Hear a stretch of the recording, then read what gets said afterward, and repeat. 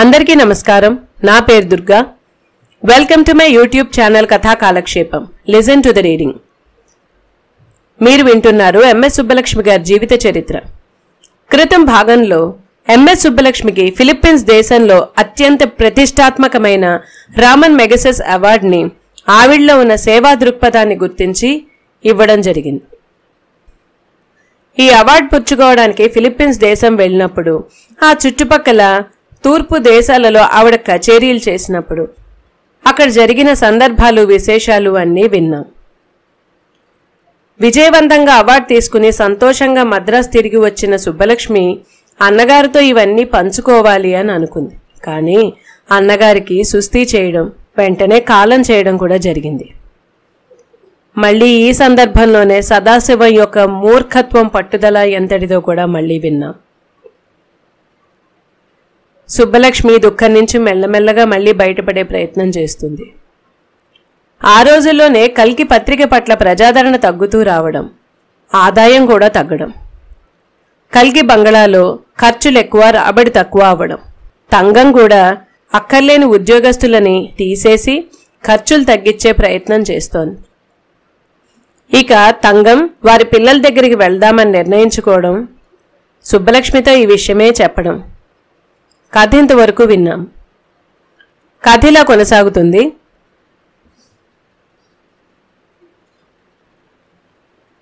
CV Narasimhan పనిగొట్టుకుని మరీ మద్రాసు వచ్చి వాలాడు. సుబ్బలక్ష్మికి వీరాభిమాని, సదాశివంకి విధేయుడు. 22 నుంచి ఐక్యరాజ్య సమితిలోనే ఉన్నత స్థాయిలో ఉన్నాడు. ఇటు అధికారుల హోదాతో, అటు ఎప్పటినుంచో అమెరికాలో ఉంటున్న కారణంగా అమెరికాలో ఉన్న భారతీయ సంతతికి నరసింహన్ సుపరిచితుడయ్యాడు. 1970లో ఏర్పాటైనది the Hindu temple society of North America. దానికి అధ్యక్షుడు. ఇప్పుడొక పని మీద సదాశివం దగ్గరికి వచ్చాడు. సదాశివం గారు, నాకు వచ్చే సంవత్సరమే పదవీ విరమణ. ఇక భారతదేశానికి తిరిగి వచ్చేస్తాను. ఈ లోపల ఇంకోసారి సుబ్బలక్ష్మి గారిని అమెరికాకి తీసుకెళ్తాను. మా టెంపుల్ సొసైటీ న్యూయార్క్లో, ఇతర నగరాలలో హిందూ దేవాలయాలు నిర్మించడానికి ప్రయత్నిస్తుంది. సుబ్బలక్ష్మి గారు కచేరీలు చేస్తే బాగుంటుంది. ఇప్పుడు అమెరికాలో 1966 కంటే 4 రెట్లు ఉన్నారు భారతీయులు. ఈ దేవాలయాలకి విగ్రహాలు తిరుమల తిరుపతి దేవస్థానం ఆధ్వర్యంలో తయారవుతున్నాయి చెప్పుకుంటూ వెళ్తున్నాడు నరసింహన్. సదాశివం ఎప్పుడూ ఇలాంటి వాటికి అత్యుత్సాహం చూపేవాడు. ఇప్పుడు అంతగా స్పందించటం లేదు. వేరొక విషయం మీద ఉంది మనస్సు. నరసింహన్, ఈరోజు తంగం వెళ్తోంది. మనస్సులో ఉన్న విషయాన్ని బయటకు చెప్పాడు. ఎక్కడికి? ఆశ్చర్యంగా అడిగాడు నరసింహన్. సదాశివం చెప్పే లోపల తంగం వచ్చింది. మామయ్య కాళ్లకు నమస్కారం చేసింది. పెళ్లి చేసి అత్తవారింటికి పంపిస్తున్నంత బాధతో తంగన్ని పంపాడు సదాశివం. అక్కకి ఇచ్చిన మాట గుర్తుకు వచ్చింది. అక్క, నేను పంపలేదు, తనే వెళ్తోంది అని మనసులో అనుకున్నాడు. ఒక్కొక్కరూ వెళ్తున్నారు సదాశివాన్ని వదిలి. తల్లి, టీకేసి, కృష్ణమూర్తి, ఖాసా, రాజాజీ, ఆ వెలితి సదాశివంలోని ప్రతి కదలికలో కనిపిస్తుంది. దీనికి తోడు కల్కిలో తీవ్రమైన ఇబ్బందులు. ఇంకొక రోజు మళ్లీ వచ్చాడు నరసింహన్. మీరు మాట అయితే ఇవ్వలేదు కదా? ఆలోచిద్దాం నరసింహన్, ఇక్కడ నాకు చాలా ముఖ్యమైన పనులున్నాయి. అలాగే, కానీ తొందరగా చేస్తే మంచిది. వచ్చే సంవత్సరం నా చేతిలో అధికారం ఉండదు. ఇంతలో క్రింద నుంచి అరుపులు, కేకలు, వాదనలు వినిపిస్తున్నాయి. సదాశివం, నరసింహన్ త్వరగా క్రిందకు వచ్చారు. సారు అమెరికా నుంచి వచ్చిన పెద్దాయనతో ఉన్నారు. దయచేసి ఇప్పుడు ఏమీ గోల్ చేయకండి అంటూ కాళ్లు పట్టుకున్నంత పని చేసి అనంత్, ఆత్మ కలికి ఉద్యోగుల గోలను ఆపారు. సదాశివం నరసింహన్ కిందకు రాగానే కోపాన్ని అదిమి పెట్టుకున్న ఉద్యోగులు, ఇక్కడ ఏమీ జరగలేదన్నట్టు ఉన్న అనంతో ఆత్మనాథన్ కనిపించారు. నరసింహన్ వెళ్ళిపోయాడు. వెళుతూ వెళుతూ మధ్యలో ఆగి ఉన్న కల్కి ప్రింటింగ్ యంత్రాలను చూస్తూ వెళ్ళాడు. నరసింహన్ వెళ్ళిన తర్వాత, ఏంటి గోల అని అరిచాడు సదాశివం. గోల? ఇది మీకు గోలలా ఉందా? 6 నెలలైంది జీతాలిచ్చి. ఇక మీరు జీతం మొత్తం బకాయిలతో సహా ఇచ్చేదాకా పని చేయబోం అంటూ అందరూ ఎవరికి తోచిన విధంగా వారు అరవసాగారు. విశ్వాసం లేని జాతి, తిట్టాడు సదాశివం. నేను జీతాలు ఎగ్గొట్టేవాళ్లా కనిపిస్తున్నానా?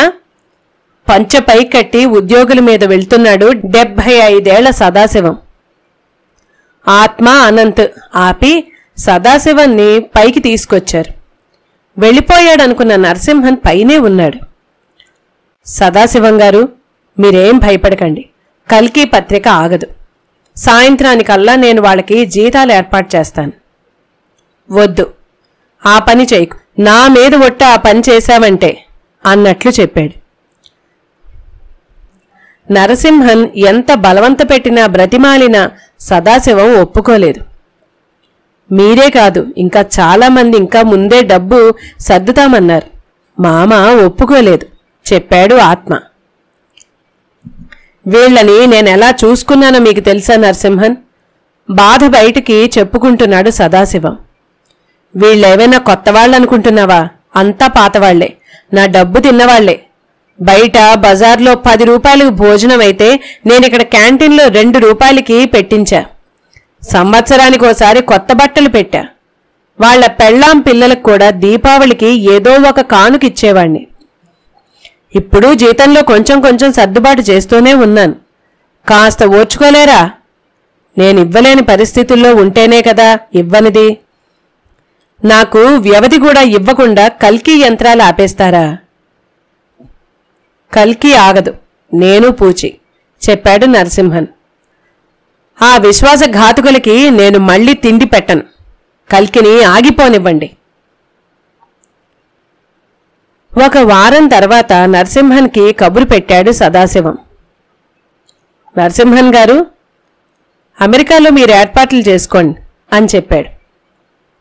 నరసింహన్ సంతోషంగా ఒకసారి సుబ్బలక్ష్మి గారికి చెప్పొస్తాను అంటూ పైకి వచ్చాడు. అమ్మా, అమెరికాలో నాకు ఇదే ఆఖరి సంవత్సరం. నేను దగ్గరుండి మీకు ఎలాంటి ఇబ్బందులు లేకుండా ఈ టూర్ అంతా జరిపిస్తాను. అమెరికాలో మన దేవుళ్లకి సరైన ఆలయాలు లేవు. చూస్తూ ఉంటే బాధేస్తుంది. మన దేవుళ్లని ఒక ఇంటివారిని చేసిన వారవుతారు. మామ మా ఇల్లు అమ్మేస్తున్నారు. నరసింహన్ నమ్మలేనట్లు చూసి మళ్లీ సదాశివం దగ్గరకు పరిగెత్తుకొచ్చాడు. సదాశివం గారు, జీతాలివ్వడానికి 2 ఎకరాల బంగళా అమ్మాలా? సదాశివం నవ్వి ఊరుకున్నాడు. సదాశివం గారు, జీతాలకి నేను డబ్బిస్తాను. మీరు ఇంత పెద్ద ఇంటిని అమ్మొద్దు. మద్రాసు నగరంలో మళ్లీ మనం ఇంత పెద్ద ఇంటిని కొనలేం. తంగం వెళ్ళిపోయింది. అనంత కూడా వెళ్ళిపోయాడు.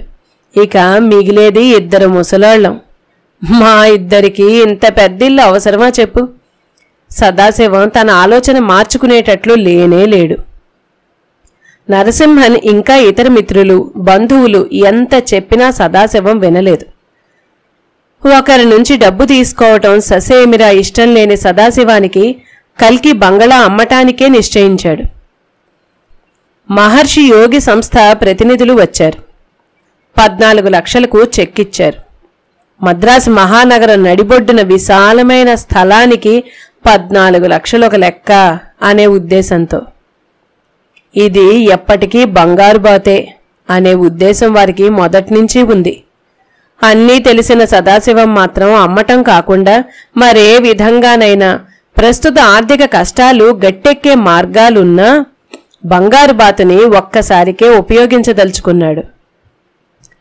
ఎవ్వరి దగ్గర నుంచి డబ్బు తీసుకునే అలవాటు కాని మనస్సు కాని లేని సదాశివం మహర్షి సంస్థ వారిని ఒక్క మాట అడిగాడు. మేము ఇంకో నెలలో అమెరికాకు కచేరీలకు వెళ్తాం. అప్పటిదాకా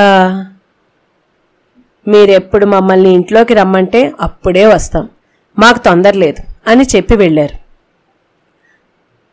ఆనంద్, ఈ డబ్బు వచ్చిన తర్వాత వాళ్ళకి ఇవ్వవలసిన జీతాలన్నీ లెక్క కట్టి దానికి 2 నా తరఫున వాళ్ళ మొహాన కొట్టాయి అని ఆదేశించాడు. ఇక నరసింహన్తో అమెరికా ప్రయాణపు ప్రణాళికలు చేయటానికి చర్చలు మొదలుపెట్టాడు. మొత్తం 14 నగరాల్లో కచేరీలు నిర్ణయించారు. ముందుగా అమెరికా తూర్పు తీర నగరమైన న్యూయార్క్లో మొదటి కచేరీ చేసి మెల్లగా మధ్య ప్రాంతాలలోని నగరాల్లో కచేరీలు చేసి చివరకు అమెరికా పశ్చిమ తీర ప్రాంతంలోని శాన్ ఫ్రాన్సిస్కో నగరంలో కచేరీ కుదిర్చారు. అమెరికా తూర్పు పడమర తీరాల్లో కచేరీలు ఉన్నాయి కాబట్టి ఈ యాత్రకి కోస్ట్ టు కోస్ట్ టూర్ అని పేరు పెట్టారు. అమెరికాలోని temple society of North America వారితో పూర్తిగా చర్చించి తేదీలు కూడా ఖరారు చేశారు. సదాశివం పత్రికలకు తమ కోస్ట్ టు కోస్ట్ టూర్ వివరాలు తెలియజేశాడు. ఈ విషయం ఒక్కటే కాకుండా ఇక నుంచి ఎంఎస్ సుబ్బలక్ష్మి డబ్బు కోసం పాడదు, ఇలాంటి లబ్ధి కచేరీలు తప్ప అని పత్రికాముఖంగా ప్రకటించాడు. ఇప్పుడు కల్కి పత్రిక మూసివేయబడింది కనుక తన భార్య సంపాదన మీద బ్రతుకుతాడని అనుకునే మాట రావచ్చు కనుక సదాశివం ఈ పని చేశాడు. రికార్డుల మీద రావలసిన కొన్ని ఆదాయాలను సైతం వెంటనే కొన్ని సంస్థలకి దానం చేసేశాడు. కల్కి బంగళా నుంచి పేరు, ప్రతిష్ట, అనంతమైన ఆత్మసంతృప్తి అనే సంపదలు తప్ప పూచిక పుల్లంత ధన సంపదను కూడా సర్దుకోకుండా తనను తాను తేలికపరుచుకొని సదాశివం అమెరికా ప్రయాణానికి సర్దుకోవడం మొదలుపెట్టాడు. కుంజమ్మ, కంచి పరమాచార్య ఎలా ఉంటారో చూస్తున్నావు కదా, రాజాజీ, గాంధీ ఎలా బ్రతికారు, మనము వారి బాటనే నడవాలి, బాధపడకు అంటూ సుబ్బలక్ష్మిని ఓదార్చాడు సదాశివం. తన శకుంతల సినిమాలో దుష్యంతుడి దగ్గరకు పంపబడే ముందర కణ్వ మహర్షి ఆశ్రమంలో ప్రతి చెట్టుకి, పుట్టకి, జింకలకి, పక్షులకి ఎలా వీడ్కోలు చెబుతుందో అలాగే ఈ 4 రోజులు సుబ్బలక్ష్మి కల్కి బంగళా తోటలోని ప్రతి చెట్టుకి, కొమ్మకి, రెమ్మకి వీడ్కోలు చెప్పుకుంది. సిగలోకి మల్లెచెండునిచ్చిన బొండుమల్లె తీగకు వెళ్ళొస్తానని చెప్పుకుంది. తన ఆవులు లక్ష్మి, గౌరీలను రోజూ నిమిరే కంటే ఎక్కువసేపు నిమిరి చివరిసారిగా వాటికి తిండి పెట్టింది. తన పూదోట చివరిసారిగా అడుగుతుంది పూలు తీసుకోమని. పూలు కోసుకుంటూ సుబ్బలక్ష్మి ఒక చెట్టు మోడు దగ్గర ఆగిపోయింది. అక్కడే ఉన్న విశాలం, అమ్మా, ఈ చెట్టు మనం ఇక్కడికి వచ్చినప్పటి నుంచి ఉంది, దీన్ని కొట్టేసినందుకే అంటూ ఏడ్చింది. సుబ్బలక్ష్మి నిబ్బరంగా విశాలంని ఓదార్చింది. భారమైన మనసుతో కల్కి బంగళాలోకి వచ్చింది. రాగానే ఎదురుగా కల్కి పత్రిక కార్యాలయం. అక్కడే గోడ మీద తన ఫోటో, పత్రిక మొదలుపెట్టిన రోజు పెట్టిన ఫోటో ఇంకా అక్కడే ఉంది. ఇక మీద ఉండబోదు. పై అంతస్తుకు వెళ్లటానికి టేకు చెక్కతో చేయబడి ఉన్న మెట్లు ఎక్కుతోంది.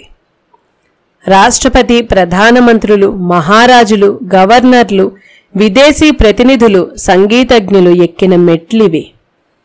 పైకి వచ్చి అన్ని గదులు తిరిగి చూసుకుంది. చివరకు తన సంగీతం గది వచ్చింది. మీరా దగ్గర్నుంచి కర్ణాటక హిందుస్థానీ సంగీతం, రవీంద్ర సంగీతం, భజనలు, వెంకటేశ్వర సుప్రభాతం, విష్ణు సహస్రనామాలతో మారుమ్రోగిన గది. కళ్ల వెంట నీరు జలజలా కారింది. 32 ఏళ్ల అనుబంధం ఈ ఇంటితో. కుంజమ్మ, ఈ పియానో ఎవరింటికి పంపమంటావు? రాధక, విజయక, తంగానిక, ఆనందీక? చెప్పు, నువ్వు ఏది చెబితే అదే. కుంజమ్మను తేలికపరచడానికి అన్నాడు సదాశివం. ఒక్కో గదిలో ఉన్న సామాను ఏమేం చెయ్యాలో అనంతతో చెప్పుకుంటూ వస్తున్నాడు సదాశివం. ఇంకో 2 రోజులకి బయలుదేరే రోజు రానే వచ్చింది. అంతా సర్దుకుంటున్నారు. అమెరికాకే కాదు, కల్కి బంగళా నుంచి శాశ్వతంగా బయటకు కూడా. కుంజమ్మ, ఈ ఇంటికి ఇంక రాము. అమెరికా నుంచి వచ్చేప్పుడు నేరుగా ఆనంది ఇంటికి వెళ్తాం చెప్పాడు సదాశివం. ఇక ఆ బంగళాతో రుణం తీరిపోయింది.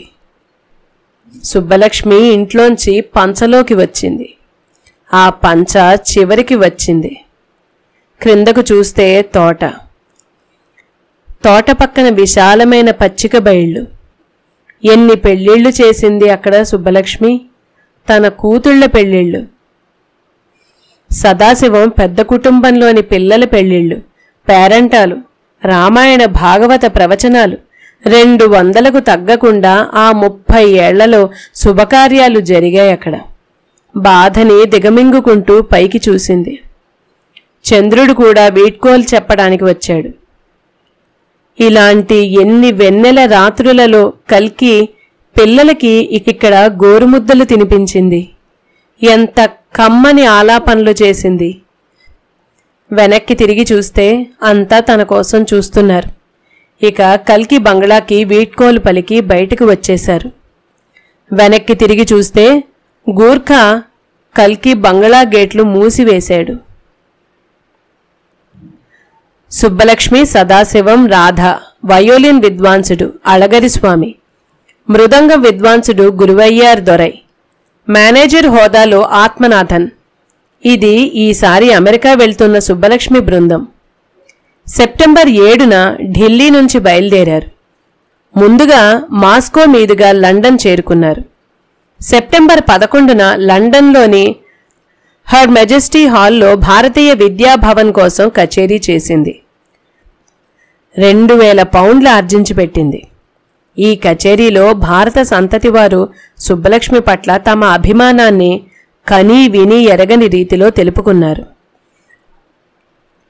భారతీయ విద్యాభవన్ వారు ఆ రోజు వచ్చిన డబ్బుతో వారికి లండన్లో ఒక భవనం కొనుక్కోవటానికి వీలు పడుతున్నందుకు పరమానంద భరితులై సుబ్బలక్ష్మి గౌరవార్థం ఒక గొప్ప విందు ఏర్పాటు చేశారు. భారత రాయబారితో సహా ఎందరో ప్రముఖులు విచ్చేశారు ఆ కార్యక్రమానికి. అమెరికాలో తొలి కచేరీ సెప్టెంబర్ 17న న్యూయార్క్లో జరగనుంది. ఈ కచేరీకి వచ్చే ఆదాయాన్ని న్యూయార్క్లో ఫ్లషింగ్ ప్రాంతంలో అప్పుడే 2 నెలల క్రితమే ప్రతిష్ఠించబడిన వినాయకుడి గుడికి ఇంకా కొన్ని వసతులు సమకూర్చడానికి వాడతారు. ఇక్కడ ఈ పని మీద కచేరీ చేస్తుంటే అక్కడ తన ఇంటిని ఖాళీ చేస్తున్నారు. హిందూ టెంపుల్ సొసైటీకి 7 కచేరీలు చేసి పిట్స్బర్గ్ చేరుకుంది. ఇక్కడ వెంకటేశ్వర స్వామివారి మూల విరాట్టు ప్రతిష్టాపన జరిగి ఈ మధ్యనే ఈ ఆలయం కుంభాభిషేకం జరుపుకుంది. ఈ ఆలయానికి నేరుగా తిరుపతి దేవస్థానం వారే మూల విరాట్టు మూర్తిని చెక్కించి తీసుకువచ్చారు. పెరుమాళ్లు సుబ్బలక్ష్మికి మధుర మీనాక్షి తర్వాత తన ఇష్టదైవం. పిట్స్బర్గ్ శ్రీ వెంకటేశ్వర ఆలయానికి తన వంతు సాయం చేస్తూ, గానం చేస్తూ, సంకీర్తన చేస్తూ పరిసరాలను మర్చిపోయింది. ఒకచోట ఉద్వేగానికి లోనయ్యి కన్నీళ్లు కార్చుకుంది. ఆలాపనలు, మాట, మంతి, ముచ్చట్లు అన్నీ తన పెరుమాళ్లుతోనే. పెరుమాళ్లు బదులు పలికాడు. నీ ఇంటి బాధ మరిచి నా ఆలయం పనిమీద వచ్చావు. నీ సేవను నేను మరువను. అమెరికాలో అనుకున్న 14 కచేరీలలో 13వ కచేరీకి కార్నెగీ హాల్కి చేరుకుంది. న్యూయార్క్లోని కార్నెగీ హాల్కి ప్రపంచంలో సాటి అయినది ఇంకొకటి లేదు. 1891 నుంచి శాస్త్రీయ సంగీత నృత్య సమ్మేళనాలు జరుగుతున్నాయి. ఆనాటి నుంచి ఒక్కరోజు కూడా తెరిపి లేకుండా ప్రఖ్యాత కళాకారులచే ప్రదర్శనలు ఇవ్వబడుతున్నాయి. ఒకసారి ఒక ప్రఖ్యాత వయోలిన్ విద్వాంసుడు తరువాతి రోజు కార్నెగీ హాల్లో తన కచేరీ కోసం అదే వేదిక మీద సాధన చేసుకుంటూ ఉన్నాడు. అతని సాధన పట్ల అతను తృప్తి చెందలేదు. నిరాశగా కార్నెగీ హాల్ బయటకు వచ్చాడు.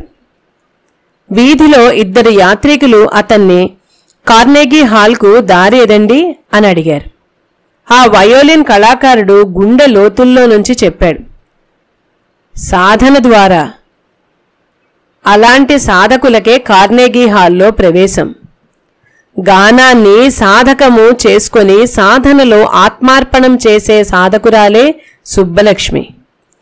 1928లో రాగిణీదేవి, 1930లో రవీంద్రనాథ్ ఠాగూర్, 1968లో పండిట్ రవిశంకర్, అల్లారఖా తర్వాత ఇప్పుడు అదే కార్నెగీ మెయిన్ హాల్లో కచేరీ చేయనుంది సుబ్బలక్ష్మి. ఈ వేదిక మీద నరసింహన్ సుబ్బలక్ష్మిని పరిచయం చేస్తూ the first lady of Carnatic music అని చెప్పాడు. కర్ణాటక సంగీతపు మొదటి మహిళ. నిజమే మరి, రాగం తానం పల్లవి పాడిన మొదటి మహిళ. కర్ణాటక సంగీతాన్ని భారతదేశం ఆవల పరిచయం చేసి ప్రాచుర్యం కల్పిస్తున్న మొదటి మహిళ. గత 10 సంవత్సరాల నుంచి కర్ణాటక సంగీతాన్ని వింటూ ఉన్న పాశ్చాత్యులకు కర్ణాటక సంగీతపు సౌరభాలు అనంతమని చాటి చెప్పి అమెరికా నుంచి తిరిగి వచ్చింది సుబ్బలక్ష్మి. నేరుగా ఆనంది, అంబి ఇంటికి వచ్చారు. కల్కి బంగళాతో పోల్చుకుంటే ఎంతో చిన్న ఇల్లు. ప్రయాణ బడలికలు అయిన తర్వాత, కుంజమ్మ, మనం పెళ్లి చేసుకున్నప్పుడు ఏ స్థితిలో ఉన్నామో ఇప్పుడు కూడా అదే స్థితి. నేను నిన్ను అంతకంటే క్రిందకు దిగజార్చలేదు అనే ఉద్దేశంతో అన్నాడు సదాశివం. భర్త ముందు ఏమీ అనకపోయినా తన స్నేహితురాలు నారాయణితో, మా ఇద్దరి కోసమని కాదు, ఆస్తి పిల్లల కోసమైనా ఉండేది కదా, ఎంత ఆస్తి, ఎంత డబ్బు పోయింది అని చాలా బాధపడింది సుబ్బలక్ష్మి. కాసేపు ఆగి, మేమైనా ఎలా బ్రతకాలి నారాయణి, పిల్లల మీద ఎన్నాళ్ళని భారం వేస్తాం అని ఏడ్చేసింది. పెరుమాళ్ళు చూస్తున్నాడు, పావులు కదుపుతున్నాడు. సుబ్బలక్ష్మి ఈ లోపలే తొందరపడింది. అందర్నీ ఇట్టే నమ్మేసే సుబ్బలక్ష్మి, ఒకరి గురించి మంచే తప్ప ఇంకో విధంగా ఆలోచించని సుబ్బలక్ష్మి కాషాయం బట్టలు తొడిగి విభూది విదిలించేవారు ఎవరైనా సరే వంగి వంగి నమస్కారాలు చేస్తుంది. మొదటిసారిగా ఇలాంటి ఒకరి గురించి 10 ఏళ్ల క్రితమే కూతురు రాధ నుంచి వింది. సదాశివంకి ఇష్టం లేకపోవడంతో అతని దగ్గరకు ఇప్పటిదాకా వెళ్లలేదు. ఈ కష్ట సమయంలో సదాశివంకి కూడా ఇంకా దైవకృప కావాల్సొచ్చి అతని దగ్గరకు వెళ్లారు. భారతీయ ఆధ్యాత్మికతను కవచంగా పెట్టుకున్న ఇతని అసలి రూపు పూర్తిగా వేరు. సుబ్బలక్ష్మి రాగానే, ఏది 10 సంవత్సరాల నుంచి నువ్వు చెయ్యాలనుకున్న నమస్కారం చెయ్యి అన్నాడు. ఒక రాయి విసిరాడు, తగిలింది. సుబ్బలక్ష్మి పడిపోయింది. సుబ్బలక్ష్మి సదాశివం తమ విశాలమైన బంగళా అమ్ముకొని అప్పులు తీర్చి వారి దగ్గర డబ్బింకేమీ లేక అవస్థలు పడుతూ ఆనంది ఇంట్లో ఉంటున్నారని మెల్లగా అందరికీ తెలిసింది. మొదటి పావు కదిలింది.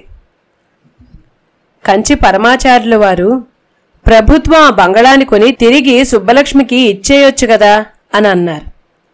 ఆమెకు ఈ సహాయం చేయదగ్గ మనిషే కాని సుబ్బలక్ష్మికి ఇస్తే అలాంటి ప్రతిపాదనలు 100 ఆమెకు ఈ సహాయం చేయదగ్గ మనిషే కాని సుబ్బలక్ష్మికి ఇస్తే అలాంటి ప్రతిపాదనలు 100ల సంఖ్యల్లో వరుస కడతాయి ప్రభుత్వం ముందు. సుబ్రహ్మణ్య భారతి ఇల్లు కొనమని, సంగీత త్రిమూర్తులు ఇల్లు కొనమని, రామానుజం ఇల్లు కొనమని, ఇవన్నీ ప్రభుత్వం వల్ల కాదు అని చెప్పి ప్రభుత్వం చేతులెత్తేసింది. ఇంకో పావు కదిలింది. మీరా సినిమాలో రామచంద్రన్ అనే కుర్రాడు చిన్న వేషం ఒకటి వేశాడు.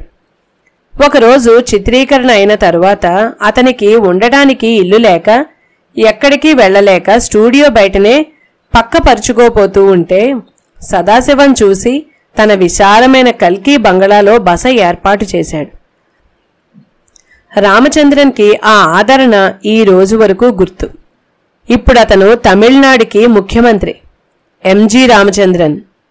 సదాశివం సహాయానికి ప్రతిఫలంగా సుబ్బలక్ష్మి గానామృతానికి కానుకగా ప్రభుత్వం తరపున ఒక ఇల్లు కేటాయిస్తానని అధికారులతో కబురు పంపాడు. నా చెయ్యి ఎప్పుడూ పైచేయిగానే ఉంది. ఇప్పుడు ఆ చెయ్యి చాచి క్రిందకు దిగజారలేను, క్షమించండి అని వద్దని గట్టిగా చెప్పాడు సదాశివం. ఈ పాచిక పారలేదు. ఇక శ్రీ వెంకటేశ్వరుడు రంగంలోకి దిగాడు. కార్యాలయంలో కార్యనిర్వహణాధికారి పివిఆర్కే ప్రసాద్ కొత్తగా తలపెట్టిన అన్నమయ్య ప్రాజెక్టు గురించి ప్రాజెక్ట్ డైరెక్టర్ అయిన కామిశెట్టి శ్రీనివాసులతో మాట్లాడుతూ ఉండగా ఒక గుమాస్తా వచ్చి ఒక ఉత్తరం ఇచ్చి వెళ్ళాడు. అన్నమయ్య ప్రాజెక్టు డైరెక్టర్ వెళ్లిన తర్వాత ప్రసాద్ ఆ ఉత్తరం చూశారు.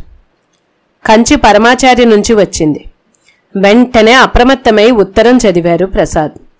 ఎంఎస్ సుబ్బలక్ష్మి ఆర్థిక కష్టాల్లో ఉన్నారు. తిరుమల తిరుపతి దేవస్థానం వారు ఆమెకు తగు సహాయం చేయాలి అని వ్రాసి ఉంది ఆ ఉత్తరంలో. ప్రసాద్కి ఏమీ అర్థం కాలేదు.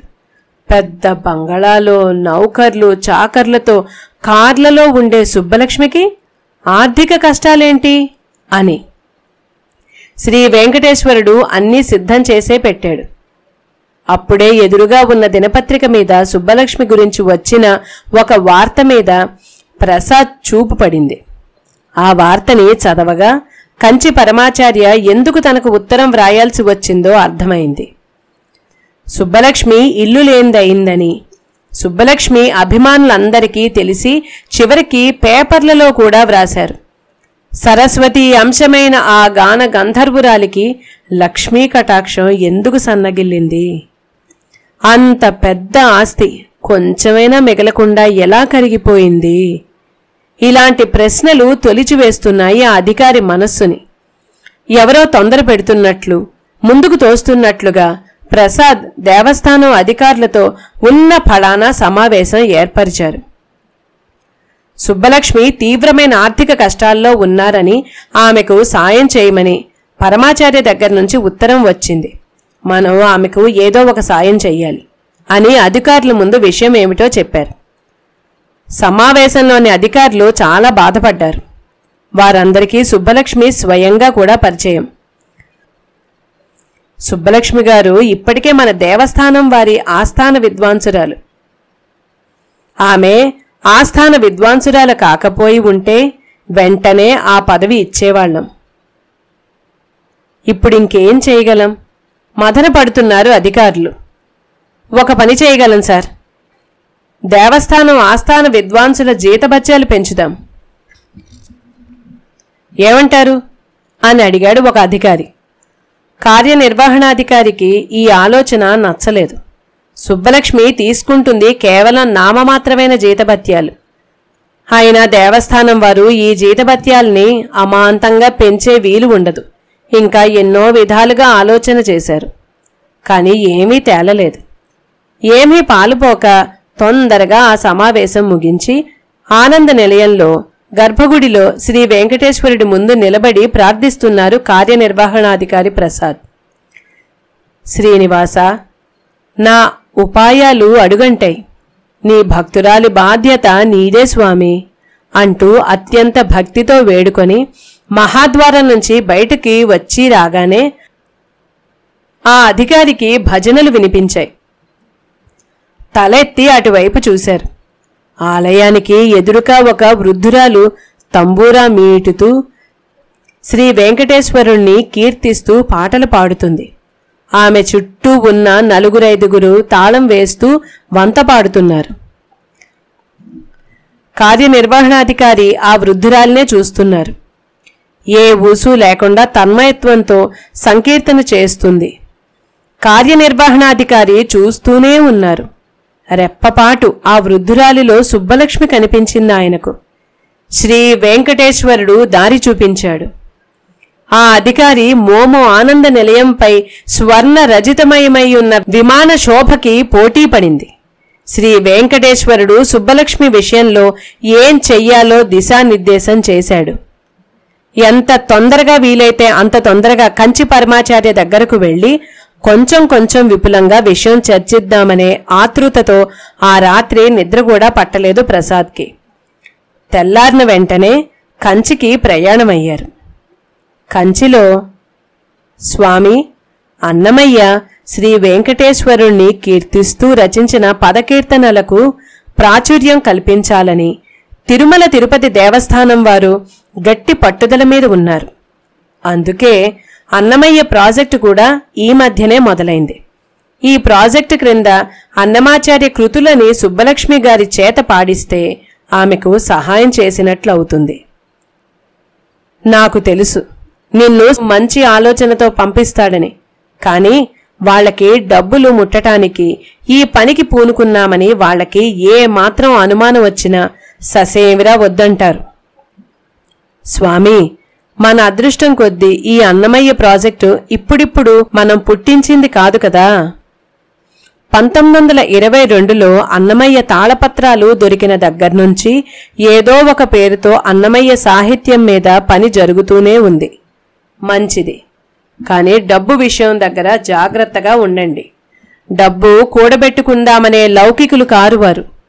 వారి జీవితకాలంలో వాళ్లు కనీస అవసరాలకి తడుముకోకుండా ఏర్పాటయ్యేటట్టు చూడు అంటూ కంచి పరమాచార్యులు దీవించి పంపారు.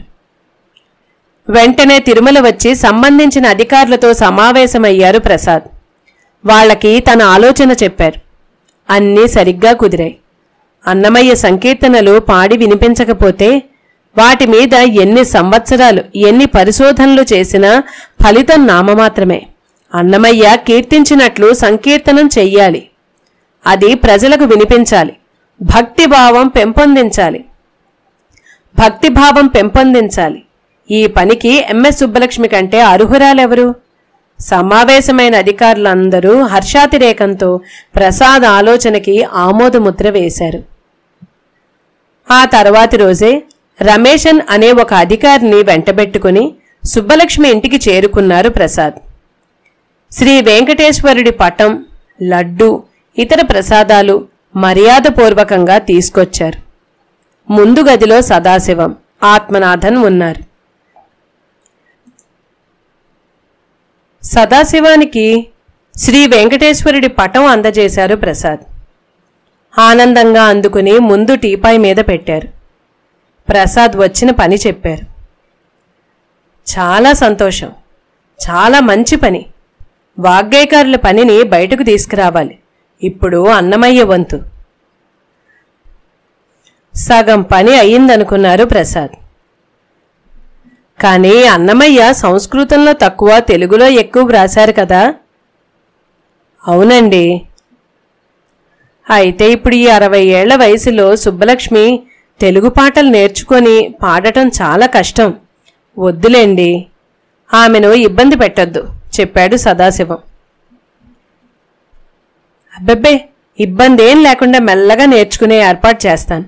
త్యాగరాజ కీర్తనలాగే ఉంటాయి ఆదుర్దాగా చెప్పారు ప్రసాద్. త్యాగరాజ కీర్తనలంటే తన చిన్నతనం నుంచి నేర్చుకుంటోంది కాబట్టి కష్టం అనిపించలేదు. భావం తెలుసుకొని పలకటం నేర్చుకొని ఒక కీర్తన పూర్తిగా నేర్చుకోవాలంటే 1 వారం పైమాటే. మీరు 50 కీర్తనలు అంటున్నారు అంటే 1 సంవత్సరం పైమాటే. అన్ని రోజులు ఆమెని కష్టపెట్టడం మంచిది కాదు. ఇదే ఆఖరి మాట అన్నట్లు చెప్పేశాడు సదాశివం. లేదండి, అస్సలు కష్టమేమీ లేకుండా నేర్చుకునే ఏర్పాటు నేను దగ్గరుండి చేస్తాను. ఒప్పించే ప్రయత్నాలు చేస్తూనే ఉన్నారు ప్రసాద్. సుబ్బలక్ష్మికి ఉన్న పేరు చెడగొట్టిగాని ఊరుకునేటట్లు లేరే మీరు వెంటనే అందుకున్నాడు సదాశివం. సదాశివంకి కోపం వచ్చేస్తోంది. తలదించుకున్నారు ప్రసాద్. ప్రసాద్కి ఏమీ పాలుపోలేదు. విషయం ఇక్కడ దాకా త్వరగా వచ్చి ఇక్కడ వెనక్కి తిరిగేటట్టుంది. శ్రీనివాస, నీదే భారం అనుకుంటూ ప్రార్థించుకుంటూ ఉన్నారు. ఆ వెంటనే ఎప్పుడూ సదాశివం పిలవనిదే బయటికి రాని సుబ్బలక్ష్మి ముందు గదిలోకి వచ్చింది. వచ్చినవారు లేచి నుంచున్నారు. టీపాయ్ మీద ఉన్న శ్రీ వెంకటేశ్వరుడి పటం తీసుకొని, పెరుమాళ్, నా దగ్గరకు నువ్వే వచ్చావా అంటూ కళ్ళకద్దుకుని పరిసరాలని మర్చిపోయి నిండైన భక్తితో చెమ్మగిల్లిన కళ్లతో కాసేపు ధ్యానం చేసుకుంది. ఆర్ద్రతతో నిండి ఉన్న ఆమె భక్తి చూసి విస్మయం చెందారు వచ్చినవారు. ఆమె భక్తి పాటలు ఎందుకు అంతగా హృదయానికి హత్తుకుంటాయో, మళ్లీ మళ్లీ వినాలని ఎందుకు అనిపిస్తుందో ఇప్పుడు అర్థమైంది వారికి. కుంజమ్మ, వీరు తిరుమల తిరుపతి దేవస్థానం అధికారులు. నీ చేత అన్నమయ్య శ్రీ వెంకటేశ్వరుడి మీద 500 ఏండ్ల క్రితం వ్రాసిన కీర్తనలు రికార్డ్ చేయటానికి వచ్చారు. నేను వద్దని చెప్పాను. నీకు తెలుగు చాలా కష్టం అవుతుందని. పెరుమాళ్ల కోసం ఎంత కష్టమైనా పడతాను, కాదనకండి, ఒప్పుకోండి. పెరుమాళ్లే మన ఇంటికి వచ్చి అడుగుతున్నట్లుంది అని భర్తని ప్రాధేయపడింది సుబ్బలక్ష్మి. సుబ్బలక్ష్మి ఆ మాట అనేసరికి సదాశివం కించిత్ ఆశ్చర్యంగా చూస్తూ ఆలోచిస్తున్నాడు. అధికార ద్వయం ఉత్కంఠతో ఊపిరి బిగబట్టి వేచి చూస్తున్నారు. సరే అయితే కుంజమ్మ, నీ ఇష్ట ప్రకారమే చేద్దాం ఒప్పుకున్నాడు సదాశివం. ఊపిరి పీల్చుకొని తేలికపడ్డారు దేవస్థానం అధికారులు. కానీ వారి ముందు అసలు సమస్య అలానే ఉంది. పారితోషిక విషయం. ఈ విషయం వెంటనే మాట్లాడాలి. కానీ కాస్త తేడా వచ్చినా వారు తప్పుగా అర్థం చేసుకున్న కథ పూర్తిగా అడ్డం తిరుగుతుంది. మళ్లీ శ్రీ వెంకటేశ్వరుణ్ణి తలుచుకుంటూ, అమ్మా, మీరు పాడినందుకు దేవస్థానం వారు మీకు డబ్బు కట్టాలి అంటూ చెప్తూ ఉండగానే, పెరుమాళ్ల కోసం పాడటమేమిటి, డబ్బు తీసుకోవడమేమిటి అంది సుబ్బలక్ష్మి తన నిజభక్తిని ఇంకోసారి తెలుపుతూ. నిజమే అమ్మా, మీ భక్తి మాకు తెలుసు. మీరు తిరుమల తిరుపతి దేవస్థానం ఆస్థాన విద్వాంసురాలిగా ఎలాగ స్వామివారి సేవకులై నామమాత్రపు భత్యాలు తీసుకుంటున్నారో తెలుసు. కానీ మీ చేత పాటలు పాడించుకుని మీకు దేవస్థానం తరపు నుంచి పారితోషికం ఇవ్వకపోతే ఒక అధికారిగా నేను తప్పు చేస్తున్నట్లవుతుంది.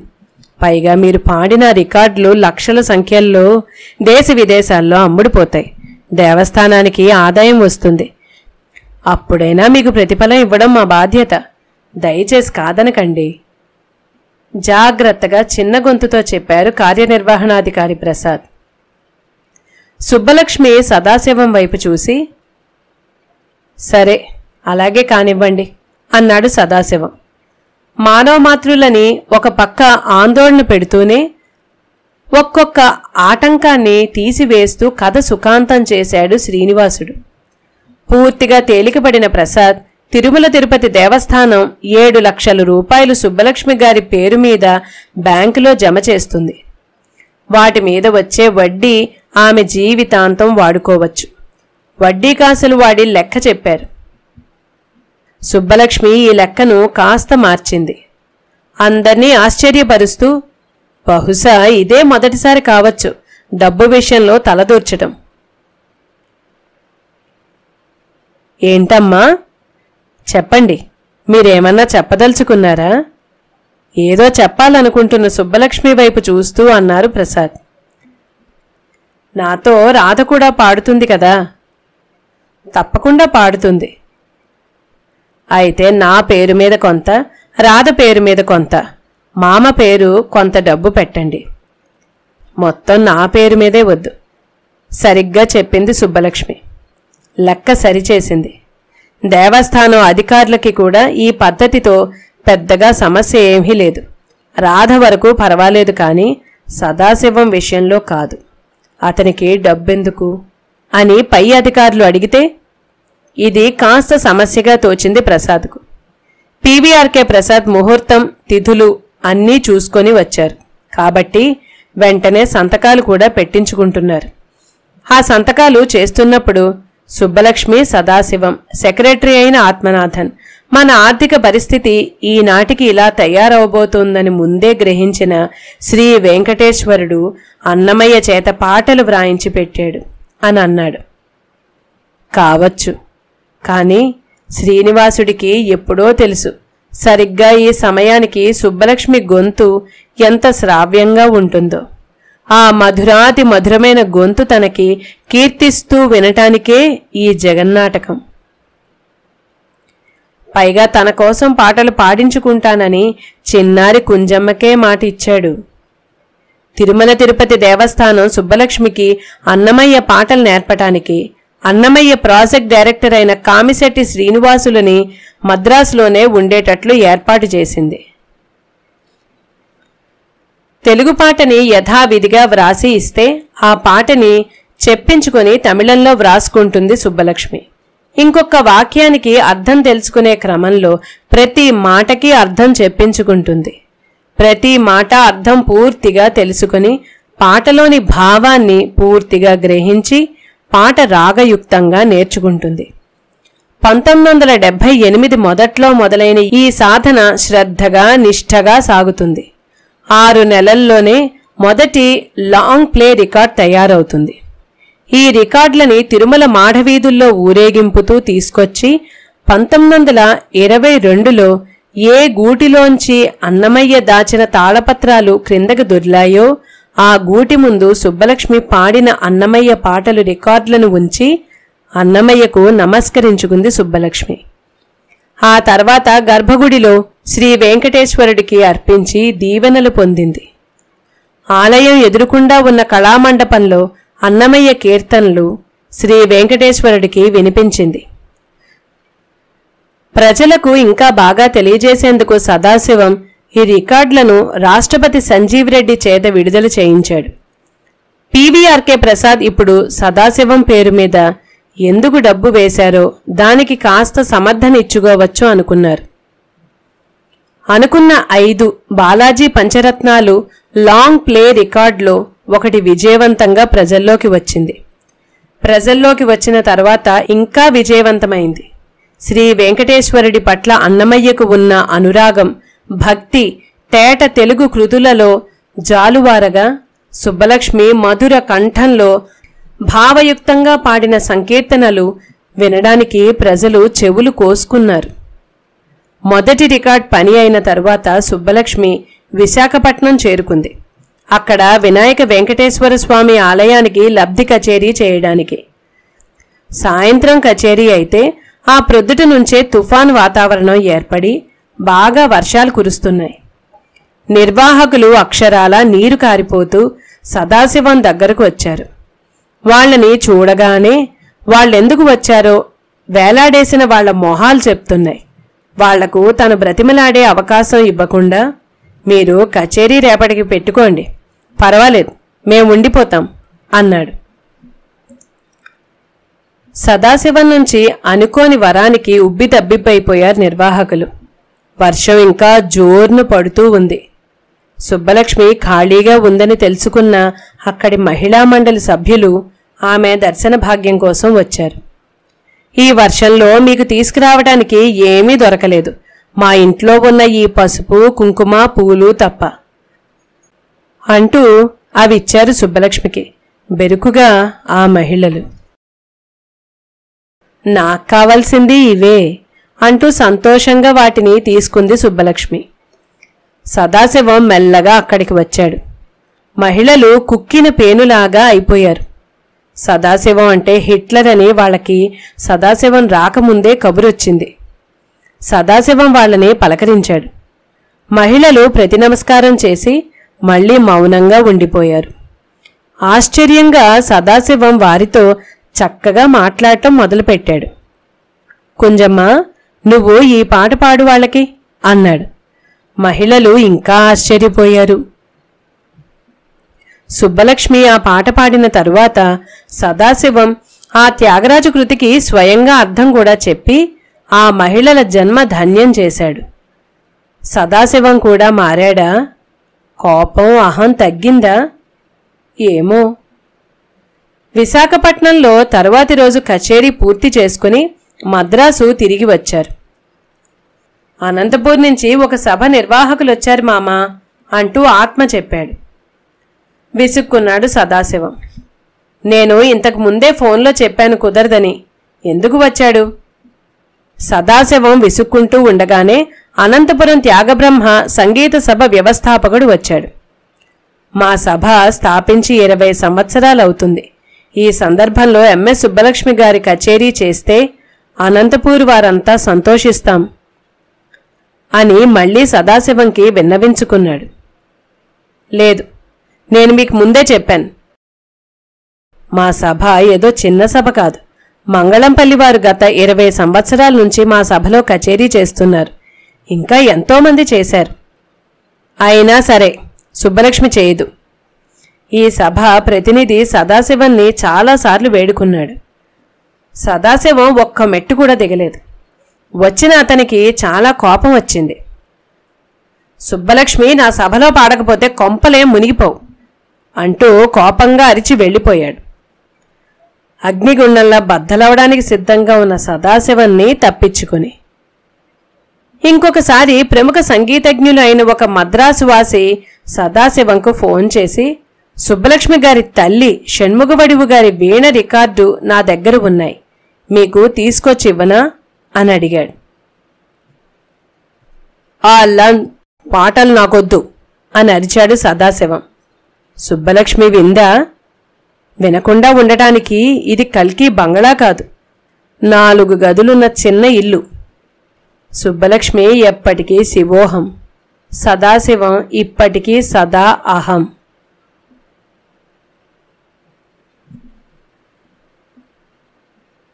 నేటికి కథనిక్కడితో ముగిస్తున్నానండి.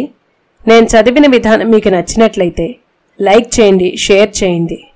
ఇప్పటిదాకా సబ్స్క్రైబ్ చేసుకోని వాళ్ళు దయచేసి నా ఛానల్ని సబ్స్క్రైబ్ చేసుకోమని మనవి చేసుకుంటున్నాను. మీ అమూల్యమైన అభిప్రాయాల్ని కామెంట్స్ రూపంలో తెలియజేయండి. వీడియో అప్లోడ్ చేయగానే నోటిఫికేషన్ రావాలంటే పక్కనున్న బెల్ ఐకాన్ క్లిక్ చేయండి. మళ్ళీ తరువాయి భాగంతో మీ ముందుకు వస్తాను. అంతవరకు నమస్కారం.